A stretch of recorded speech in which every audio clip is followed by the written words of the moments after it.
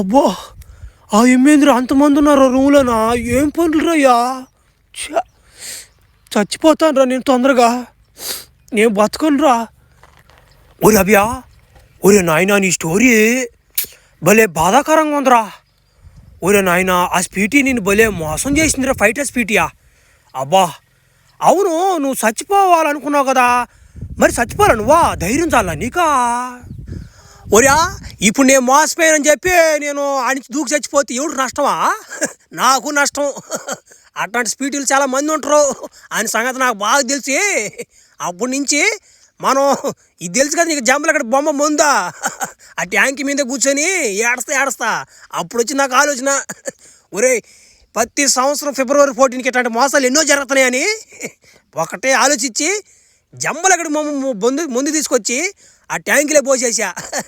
ఆ రోజు వరకే మగవాళ్ళు ఆడవాళ్ళు మగవాళ్ళుగా మారిపోతారు. లవర్స్ డే జరగదు. అది నా మెంటాలిటీ. ఇప్పుడు ఫిబ్రవరి 14 జరగకోకుండా ఉంటే ఇట్లాంటి ఘోరాలు జరగవు కదా. నేను జరగకుండా నేను చేస్తుంటే నన్ను సైకో కూడా అంటున్నారు వీళ్ళు. ఏం చేస్తావా?